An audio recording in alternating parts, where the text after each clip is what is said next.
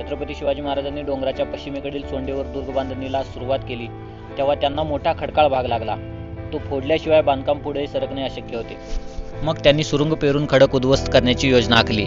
त्यानुसार सुरुंग पेरण्यात आले आणि त्याच्या वातींना बत्ती देण्यात आली. मग एका पाठोपाठ एक स्फोट होत गेले.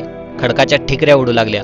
इतक्यात एक सुरुंगाचा स्फोट असा काही झाला की त्या स्फोटासरशी एक माणूस हवेत खूप उंच उडाला आणि धाडकन जमिनीवर कोसळला. तो मेला अशी समजूत करून सर्वजण तिकडे धावले. धूर व दगडामातीचे ढिगारे सर्वत्र पसरले होते. त्यातून वाट काढत काढत ते जेव्हा माणसापाशी येऊन पोहोचले तेव्हा तो जिवंत होता, पण मानसिक धक्का बसल्यामुळे त्याला सावरायला थोडा वेळ लागत होता. नंतर सर्व काही व्यवस्थित झाल्यावर महाराजांनी त्याला बोलवून घेतले. त्याची मोठ्या आस्थेने चौकशी केली. माचीचे बांधकाम परत सुरू झाले आणि बघता बघता चिलखती तटबुरुजांनी युक्त अशी पश्चिमेकडील दुर्ग बांधणी निर्विघ्नपणे पार पडली. जेव्हा या नव्या माचीला नाव देण्याची वेळ आली तेव्हा महाराजांना स्फोटात वाचलेल्या माणसाचे स्मरण झाले. स्फोटात हवेत उंच उडूनही तो वाचला होता. एक प्रकारे त्याला संजीवनीच मिळाली होती.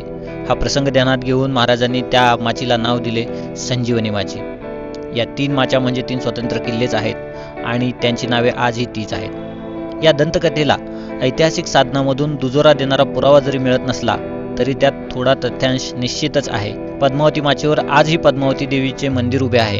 शिवाय संजीवनी माचीची दंतकथाही पटण्यासारखी आहे. पण जोपर्यंत समकालीन व विश्वसनीय पुरावा समोर येत नाही तोपर्यंत या दंतकथेवर शिक्के मारतो करता येणार नाही.